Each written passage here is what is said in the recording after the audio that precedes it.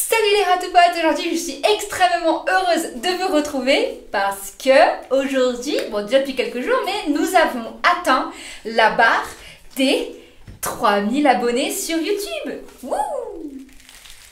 Je vais devoir tout nettoyer derrière, c'est génial!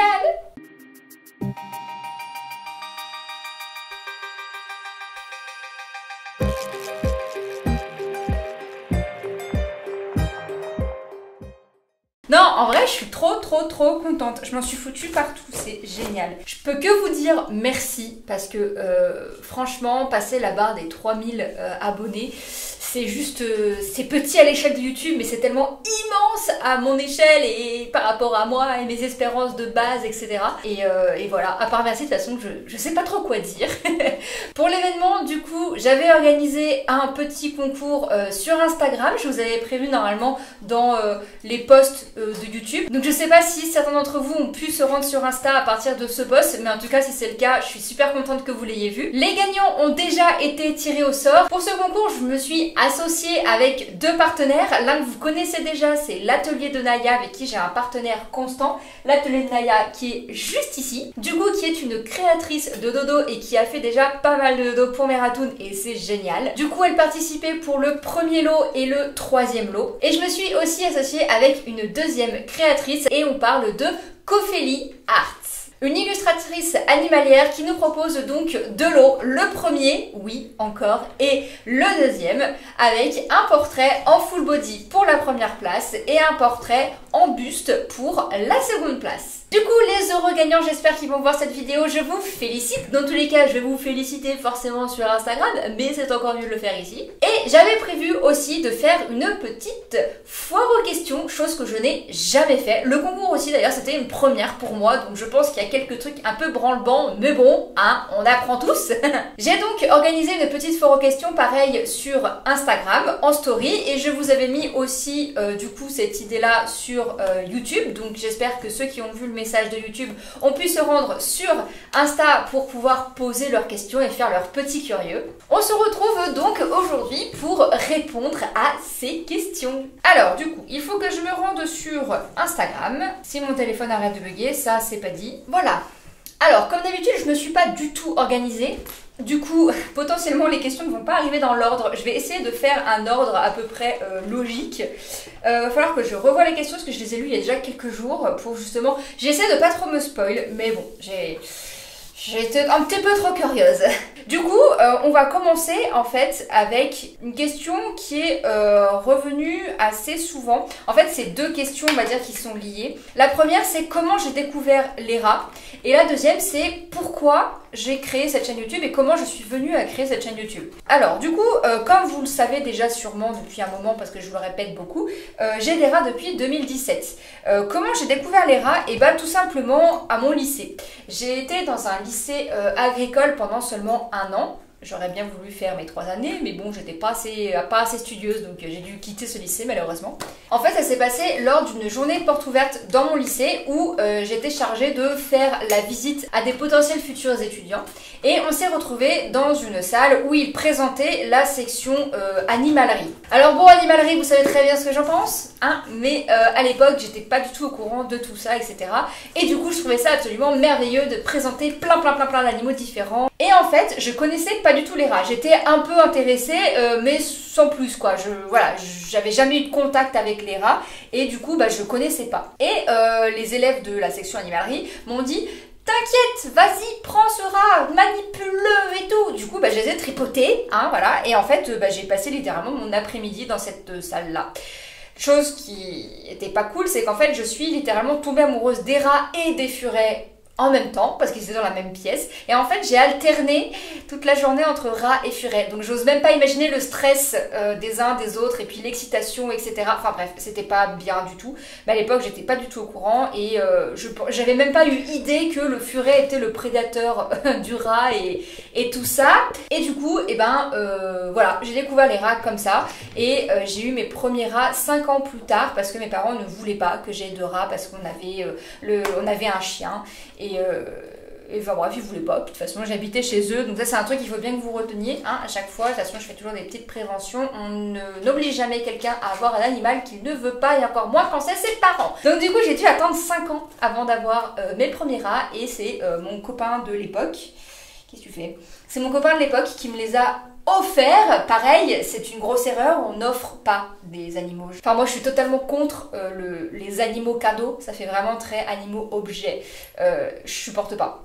Donc pareil à l'époque j'avais pas du tout l'idée et tout, donc voilà. Donc j'ai eu mes premiers rats en cadeau, donc c'était Onyx et Gwen. Et comme vous le savez, mon maintien était dégueulasse, voilà, faut le dire. Et c'est justement où je viens, à la suite de la question, à la suite de la réponse, enfin bref, vous avez compris pourquoi et comment j'ai créé cette chaîne YouTube. Et bah tout simplement parce que ça n'existait pas. 6 mois après l'adoption d'Onyx et de Gwen, je me rendais bien compte qu'elles n'étaient pas spécialement à l'aise, et pour moi le maintien ça allait pas, je me disais il y a quelque chose qui va pas. Du coup j'ai commencé à aller sur les groupes Facebook où j'ai tout appris, littéralement, voilà, c'est grâce au groupe Facebook, il y a des personnes réelles que j'ai appris en fait à comment manipuler les rats, à comment les maintenir, etc. et à les rendre heureux tout simplement. Et sur les groupes, il y a beaucoup de fichiers, donc plein de textes à lire, et je n'aime pas lire. Enfin, c'est rare. J'ai déjà lu des bouquins et tout, des bons pavés, mais globalement, je suis pas quelqu'un qui lit beaucoup. Et ça me saoule. Généralement, ça, en fait, je m'ennuie. Voilà, quand je lis des trucs comme ça, je me lasse très vite. Et du coup, j'ai dit, bah tiens, je vais aller voir s'il n'y a pas des vidéos YouTube, parce que moi, je préfère les vidéos. Du coup, je me suis rendue sur YouTube et j'ai tapé maintien rat ou quelque chose comme ça. Et j'ai rien trouvé. Enfin, du moins, j'ai pas trouvé de chaîne qui répondait à toutes mes questions. C'est-à-dire que j'avais des petites vidéos comme ça, ponctuelles, qui pour certaines se contredisaient les unes les autres, et pour d'autres, en fait, qui contredisaient totalement ce que j'avais appris avec les groupes. Et du coup, je me suis dit, écoute, t'adores la photo, j'adore la photo, vous commencez à le savoir.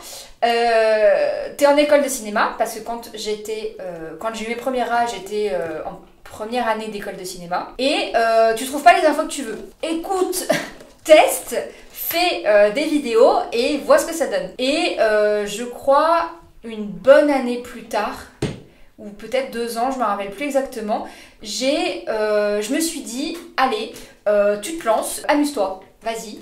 Et en fait, ma première vidéo, ça a été parce que je voyais beaucoup de personnes parler de l'intégration des rats, et je voyais beaucoup de personnes galérer en fait pendant les intégrations. Et comme j'ai moi-même énormément galéré à ma première intégration, je me suis dit, allez, je sais de quoi je parle, j'ai vécu des choses pas cool avec mes intégrations, autant tenter. J'allais aussi accueillir des nouvelles rates. À l'époque, c'était Cody et Mara. Et Indy, c'est vrai, j'ai accueilli les 3 en même temps. Et donc je me suis dit, allez, vas-y, teste, fais ta vidéo. Donc j'ai tout écrit, j'ai envoyé à des amis ratouphiles en qui j'avais confiance. Elles m'ont conseillé un truc ou deux de faire différemment, etc. Donc voilà comment est née la chaîne YouTube et comment est née la première vidéo de Ratouphiles & Co. Pourquoi & Co? Parce que vous vous doutez bien que j'aimerais faire sur d'autres animaux. Mais pour le moment, je me sens pas parce que je ne les ai pas chez moi. Donc je n'ai pas assez d'expérience, donc je ne peux pas vous en parler en étant objective, etc. Et surtout en sachant de quoi je parle. Donc voilà pour cette réponse très très longue, je sens que ça va être le dada de cette vidéo. On va passer ensuite à la deuxième question. Il faut que je rallume mon téléphone. On va rester un peu dans le domaine de la chaîne YouTube et des vidéos. J'ai eu 2 questions intéressantes. J'ai eu le temps nécessaire à la conception d'une vidéo et où trouves-tu l'inspiration pour tes vidéos, thèmes, etc. Alors, le temps nécessaire est extrêmement variable. Là, par exemple, cette vidéo, j'ai pas... T'arrêtes, hein? J'ai pas eu de texte à écrire, donc déjà j'ai gagné énormément de temps. Donc là je fais tout à l'impro, c'est pour ça que c'est peut-être un peu branle-bas. Mais aussi peut-être un peu plus naturel, hein, faut voir le bon côté des choses. Le tournage vidéo, là actuellement je sais pas trop combien de temps je vais mettre, mais globalement mes vidéos je les tourne à peu près 1 heure. Ça dépend après du texte, donc de la grosseur de la vidéo, mais dans la globalité je tourne environ 1 heure. Et après il y a tout le montage à faire. Senko qui vient de tomber. Pour cette vidéo, je pense que le montage sera assez rapide parce que je vais que faire des cuts et je vais tout rassembler. Et j'ai pas de choses à écrire, vous savez là, dans l'encadré qui est ici. Je vais peut-être mettre une ou deux petites photos, mais ça ira pas plus loin. Alors qu'en fait, sur les autres vidéos, j'ai beaucoup de pré-prod, je sais pas si ça se dit, j'ai beaucoup de post-prod. C'est-à-dire, j'ai tout le texte à écrire, j'ai toutes les recherches à faire et suivant le thème, suivant le sujet, c'est plus ou moins long. Il y a des thèmes, il y a des textes que j'écris, mais j'exagère, mais peut-être en 1 heure, même pas, mais vraiment même pas. J'ai terminé mon texte, il me va, etc. Et il y a des textes qui sont beaucoup plus longs parce que je dois faire des recherches, je dois croiser des informations, je dois des fois demander des choses, des témoignages aux personnes sur Facebook principalement. Voilà, j'ai beaucoup de travail en fait avant de tourner pour pouvoir tout bien faire. Je me creuse la tête pour vous faire des vidéos du coup cohérentes qui filent droit, qui partent pas dans tous les sens comme celle-ci. J'essaye de mettre du coup des chapitres pour que ce soit clair, pour que ce soit assez... je peux pas dire carré, mais voilà, vous avez compris, pour qu'il y ait effectivement une ligne conductrice, voilà. Je me creuse beaucoup la tête pour trouver les titres des petits chapitres. J'aime bien vous mettre des petits trucs un peu rigolos. Je sais pas si vous l'avez remarqué ou pas. Je sais pas si vous lisez les titres des différents chapitres, mais en tout cas moi je m'éclate. Voilà, j'aime bien trouver des jeux de mots, des expressions, des trucs en rapport. Enfin bref, je m'amuse quoi. Je n'ai pas précisé pendant le tournage que je fais corriger chacun de mes textes par une ratoufile expérimentée en qui j'ai toute confiance. Pourquoi cette correction ? Simplement parce que quand on a le nez dans un sujet pendant plusieurs jours, voire plusieurs semaines, on a tendance à oublier certaines choses ou à ne pas les dire comme il faudrait. Elle est donc là pour relire les textes, y apporter des précisions, corriger certaines tournures de phrases. Je crée les textes et les vidéos, mais elle est indispensable à leur conception. Et je la remercie d'ailleurs beaucoup, même si elle tient à rester dans l'ombre. Et après, il y a toute la post-prod, donc tout le montage à faire, qui est très très long. Donc pour une vidéo qui fait environ 20 minutes, parce que globalement c'est le format que je propose, entre 20 et 25 minutes, et là les deux dernières font 22 et 23 minutes, donc on va dire, voilà, une vingtaine de minutes, j'ai mis 9h15, il me semble, 9h30 à monter la vidéo. C'est à la fois beaucoup et je trouve pas beaucoup. Voilà, ça dépend en fait de ce que je mets dans ma vidéo. Si j'ai beaucoup de choses à rajouter dans toute cette partie-là avec les petits textes, la photo, toutes les animations, etc. Et tout de suite ça gonfle très très vite. À chaque fois j'ai l'impression que je vais monter les choses super rapidement parce que quand je fais que les cuts, chose que je vais faire pour cette vidéo-là, quand je fais que les cuts en fait je les fais super rapidement et je me dis ça va en fait, c'est rapide. Et c'est après quand je revois la vidéo où je dois tout noter.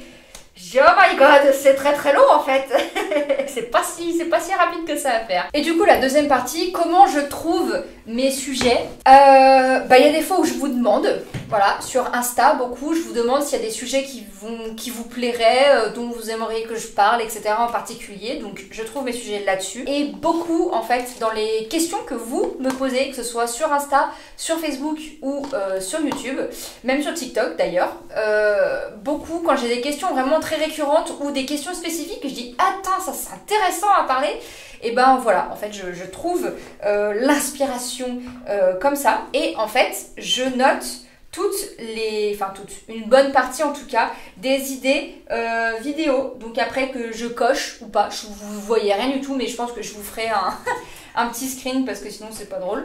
Et du coup en fait voilà, d'ailleurs je commence à devenir un peu à court, pas à devenir, et je vais devoir renflouer un peu mes idées de vidéo, mais globalement c'est parce que vous avez une problématique, donc moi je vous réponds en message privé, et après je me dis putain c'est vrai qu'il y a peut-être d'autres gens qui vont se poser la question, et donc c'est à ce moment là où je vais faire un texte, la vidéo et après le montage, et où vous avez une jolie vidéo toute prête. Voilà du coup comment je trouve mes vidéos et combien de temps je mets à les monter. On va ensuite poser une question purement rat, voilà, plus vidéo, etc. Donc du coup on va commencer avec la question: quel est le caractère que tu préfères chez les rats? Je sais pas. Voilà. Moi j'aime beaucoup les rats énergiques. C'est pour ça que j'ai aussi des femelles. J'aime beaucoup les rats qui ont une interaction.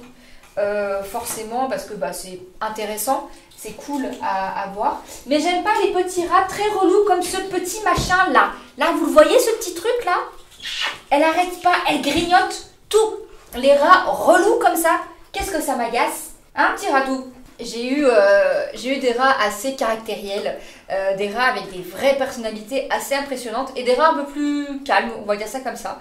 Après, pour moi, il n'y a pas vraiment de caractère idéal. Du moment que j'arrive à avoir un minimum de relations, des relations qui peuvent être très différentes, hein. Ça peut être une relation très câline, ça peut être une relation très joueuse, ça peut être une relation où je peux leur apprendre vraiment des petits tours parce que je sens qu'ils sont super motivés et qu'ils apprennent vite, etc. Ça dépend vraiment en fait de la personnalité du rat, mais j'ai pas d'idéal en termes de caractère de rat parce que ben je m'adapte à eux, ils s'adaptent à moi, nous nous adaptons les uns les autres. Et voilà, je trouve que c'est un peu dommage, on va dire, d'idéaliser un caractère quand on a des animaux aussi justement différents et qui présentent autant de caractères variés, différents et franchement tout aussi intéressants les uns que les autres. J'aimerais bien retrouver un mâle pour avoir justement ce côté un peu plus calme, un peu plus doux. J'aime beaucoup les troupes hyper énergiques, mais les côtés un peu plus calmes, un peu plus doux que le rat mâle apporte à la troupe me manquent. Et je ne trouve pas de rat mâle castré en ce moment, c'est une catastrophe. donc voilà. Et justement, on en vient à une prochaine question qui m'a été posée. Et la question c'est, penses-tu un jour passer à une troupe exclusivement de rats mâles? La réponse est non. Non, non, non, non, non, non, non. Pourquoi non, non, non, non, non? Tout simplement, vous allez sûrement trouver ça un peu débile comme réponse. Tout simplement parce que je n'aime pas du tout leurs attributs. Voilà, je trouve ça très moche. Et puis castrer les rats mâles à chaque fois, ça coûte des sous, c'est leur faire subir une opération pour rien, entre guillemets. C'est pour ça que je cherche spécifiquement un rat mâle castré, déjà castré, c'est-à-dire que je veux pas en fait que l'opération ait été faite spécifiquement pour moi. Vous voyez ce que je veux dire? C'est s'il y a un problème ou si c'est un rat qui avait dû être déjà intégré avec des femelles ou autre, ou qui avait un problème de santé ou de comportement, et ben j'ai moins de... Je me dis plus facilement, ok, il est castré pour la bonne cause, entre guillemets. Comme je disais, j'aime bien les caractéristiques des troupes femelles, que ça bouge dans tous les sens, que c'est quand même assez énergique, etc. Que je sais que les mâles sont globalement beaucoup plus plan-plan, et une troupe entièrement de plan-plan, ça m'agacerait, je pense. Même si je sais qu'il y a des mâles qui sont très énergiques. Ensuite, on va passer à la question suivante. As-tu déjà eu un rat nu? Et sinon, comptes-tu en prendre un jour? Bah, je sais pas. J'ai rencontré une seule fois un rat nu. Donc, j'ai pu lui faire des câlins, etc. Une seule fois. C'est très étrange comme sensation. C'est tout chaud, c'est tout doux, mais en même temps, je sais pas, c'est bizarre. Donc de moi-même, j'aurais pas de rats nus, je pense. Tout simplement parce que ils sont pas travaillés en France. C'est pas du tout des rats travaillés en raterie, parce que c'est des rats qui ont beaucoup de problèmes de santé en termes de gestation, de lactation, etc. avec les petits et tout. Enfin, il y a beaucoup de risques. Je vous en parlerai d'ailleurs dans une prochaine vidéo. Il faudrait peut-être que je reprenne les vidéos sur les phénotypes. Mais c'est long, justement, je vous disais, d'écrire, là, il faut déjà que je comprenne ce que je vous raconte avant de vous raconter quelque chose, et j'ai du mal, là, j'avoue que là, on entre dans une partie génétique un peu compliquée. Du coup, de moi-même, j'aurais pas forcément de rats nus. Après, si c'est un sauvetage, pourquoi pas? Je suis pas fermée à l'idée. C'est pas des rats qui me repoussent. Comme par exemple j'aurais jamais de double rex, sauf évidemment si c'est un sauvetage, si c'est un truc spécifique, etc. Mais de moi-même, pourtant ça reste des rats, des phénotypes qui sont travaillés pour le coup en France. Les double rex, physiquement je n'aime pas du tout. J'ai l'impression en fait qu'ils sont malades. Voilà, tout simplement. Je suis pas à l'aise avec les double rex, j'ai toujours l'impression qu'il y a quelque chose qui va pas. Et du coup, je suis pas à l'aise avec ce genre de phénotype. Voilà, sauf si sauvetage ou voilà, j'aurais pas de double rex. Les rats nus, je suis moins fermée à l'idée, on va dire ça comme ça. Le souci, c'est que les rats nus, souvent, c'est en animalerie, donc c'est mort. Ou avec des particuliers qui font de la repro, c'est pas mieux. Donc j'aurai peut-être un jour un rat nu si l'occasion se présente. Mais là, comme ça, tout de suite, non, c'est pas forcément un phénotype qui m'intéresse plus que ça. Ensuite, j'ai eu la question de quelles friandises sont bien pour les rats et quelles sont les friandises préférées de mes ratounes. C'est une question très large parce que en fait, ça dépend des rats, ça dépend de ce que vous avez, ça dépend de ce que vous voulez acheter, entre guillemets, ou ce que vous voulez faire vous-même. Moi, je considère vraiment en friandises que j'ai chez moi, c'est les chips de banane. Et les ratounes adorent les chips de banane. Par contre, c'est quand même assez sucré, sauf si vous le faites vous-même à la limite. Mais en tout cas, ceux qu'on achète sont quand même quelque chose d'assez sucré, donc j'en donne pas beaucoup. Et les verres de farine. Ça, les verres de farine, pour moi, je trouve que c'est super cool parce que c'est tout petit et que les rats raffolent et que c'est facile à trouver et que c'est pas cher. Voilà, donc pour moi, il y a beaucoup d'avantages à avoir des verres de farine. D'ailleurs, hop, ils sont juste ici, voilà, dans leur petit placard. Et normalement, si je secoue... Ah, voilà. Regardez, là, il y a Kilo qui va arriver en courant. Voilà. Et puis là, il y a Tipeee. Et puis si j'en mets ici, tout le monde se jette dessus. Voilà, ils adorent les verres de farine. Vraiment, les verres de farine, ça fait partie des... Moi, je trouve des friandises qu'il faut avoir en tant que ratophile. Après, vous avez pas, mais voilà. Tout ce qui va être fruits séchés aussi. J'ai eu pendant un moment les pommes séchées, mes ratous n'ont pas toujours kiffé. Je sais pas pourquoi. Est-ce que c'est trop sucré? Est-ce que c'est trop fort? Est-ce que la texture leur plaît pas? Je sais pas. Pourtant, la pomme normale, elles aiment beaucoup. Mais la pomme séchée, c'est pas ce qu'elles préfèrent. Après, moi, je considère aussi tout ce qui est fruits, légumes, etc.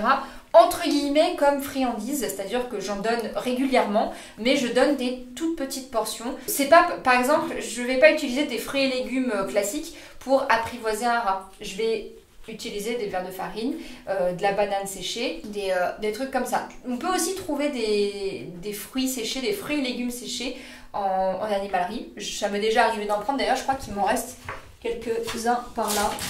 Ouais, voilà. Ça c'est des fruits séchés. Des fruits et légumes séchés. Tiens, Tilt. Ça n'a pas vu. Ça suffit, toi, t'as déjà assez mangé. Donc voilà, des fruits et légumes séchés, des verres de farine séchés. Les verres de farine, vous pouvez aussi en donner des vivants. Moi, non, personnellement, parce que ça bouge, ça grouille, je déteste ça. Mais vous pouvez tout à fait donner 1 ou 2 verres de farine vivants à vos rats. Donc voilà pour les friandises qu'on peut éventuellement donner pour les ratounes. On va passer ensuite à la dernière question. Comment bien créer du lien avec ces rats? Et la petite annotation, j'ai peur d'être une mauvaise mère. On a tous peur d'être une mauvaise mère. Pour moi, comment créer du lien? Eh ben, passer du temps avec eux. Beaucoup. Voilà, vous faites des sorties, vous proposez des friandises, vous proposez des câlins. Vous allez les voir dans la cage, vous les caressez, sans forcément les forcer, mais au moins, voilà, vous passez du temps avec eux. Ils viennent ou pas sur vous. Par exemple, actuellement, j'ai Poumsé qui n'est jamais venu depuis le début de la vidéo, sauf quand je l'avais sur moi au tout début. La Tilt, c'est la première fois de la vidéo qu'elle vient me voir un peu. Globalement, ça va dépendre des rats, ça va dépendre de leur caractère, etc. Ça va, Tilt? Elle va aller se mettre dans la doublure, je suis sûre. Ah non, même pas. Et du moment là que tu respectes tout le maintien comme il faut, que tu leur donnes les bons aliments, les bons espaces, les bons dodos et tout, il n'y a pas de raison que tu sois jugée comme mauvaise mère. Voilà. Moi j'ai eu beaucoup de doutes au tout début avec Onyx et Gwen, et c'est d'ailleurs pour ça que je me suis inscrite sur les groupes, c'est que je n'arrivais pas du tout à avoir de relation avec, que je pleurais tous les soirs, que je me suis fait mordre un nombre incalculable de fois. Et en fait, c'est en changeant leur environnement, en ayant une cage adaptée, plus grande, en faisant des sorties, en ayant une alimentation et une litière adaptée, et en leur proposant en fait des activités dans la cage et en dehors de la cage, c'est là où tout le lien en fait s'est créé, où toute l'atmosphère de confiance et de bienveillance est apparue, et c'est à ce moment-là que j'ai pu vraiment en fait connaître mes ratounes et que j'ai pu connaître le bonheur d'avoir des rats. Donc voilà, du moment que tu fais bien les choses, que tu y vas doucement, que tu ne les forces pas, que tu ne les brutalises pas, il n'y a aucune raison d'être considéré entre guillemets comme mauvaise mère ou mauvais père. Après, comme je le dis à chaque fois, certains rats sont plus distants que d'autres. Par exemple, là, comme je disais, Poumsé n'est pas venu. Poumsé est, pour moi en tout cas, pas une rate qui est très proche de moi. Voilà. Dans sa raterie, je sais plus si elle l'était ou pas, mais on a nos affinités, on a nos préférences, etc. Si elle préfère rester toute sa sortie derrière son rideau, parce que c'est globalement ce qu'elle fait, elle a le droit. Je vais pas aller la forcer au contact, etc. Par contre, je sais que je peux la manipuler. C'est bien d'apprendre aux rats, même qui veulent être seuls, à être manipulés, etc. Et tout ça, ça se fait en fait petit à petit, au fur et à mesure, voilà, en étant présent pour eux, en les touchant doucement, sans forcément les forcer tout le temps, leur proposant à manger, etc. Et en créant tout simplement de la confiance. Voilà, je pense que j'ai fait le tour des questions. En tout cas, je n'en ai plus sur mon téléphone. Voilà, et du coup, j'espère que cette petite foire aux questions vous aura plu. J'espère que vous aurez d'autres questions. Enfin, j'espère. Si vous avez d'autres questions, j'ai pas à espérer. Je pense que vous en aurez d'autres un jour. N'hésitez pas à me les poser, etc. Certaines questions resteront peut-être en suspens pour une prochaine foire aux questions justement. Et puis moi en tout cas je suis super contente de tout ça. Et vraiment de toute façon je vous remercierai jamais assez. Et puis je vous remercierai jusqu'à la fin des temps.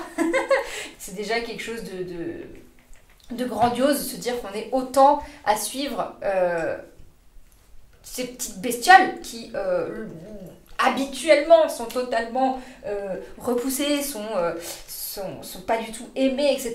Et là de se dire qu'on est autant de personnes à... Ouais, cette communauté, littéralement en fait, ça fait bizarre de dire ça, mais c'est vrai qu'on est toute une communauté, tout plein de personnes qui aiment la même chose, et je trouve que c'est génial de pouvoir en parler sur une chaîne. Je suis désolée, la caméra va bouger dans tous les sens parce que j'ai Tipeee qui est en train de grimper à la caméra, c'est génial. Enfin bref, du coup voilà, je vous remercierai jamais assez, j'espère que cette vidéo du coup vous aura plu, que la foire aux questions vous aura plu. Le petit concours aussi vous aura plu, ça par contre je pense que je verrai pour vous en faire plus souvent, parce que c'est cool, ça fait... plaisir, ça fait de la visibilité pour d'autres créateurs et ça fait découvrir des créateurs, ça fait découvrir un autre type de contenu et je trouve que c'est quand même super intéressant que ce soit pour vous, pour eux, donc les créateurs, et puis aussi pour moi, et parce que mine de rien, voilà, c'est de l'échange, c'est du partage et je trouve que c'est super intéressant. Et puis j'espère que les vidéos jusque-là vous ont plu, que celles actuelles vous plaisent et que les prochaines vous plairont. Voilà. Et j'espère qu'on continuera encore longtemps comme ça. Voilà.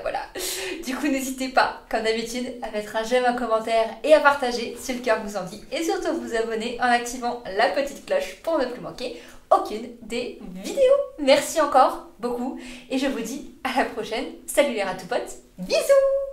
Oui. Je suis même pas sûre qu'on le voit dans la cam en plus. De toute façon, je fais tout ça pour rien.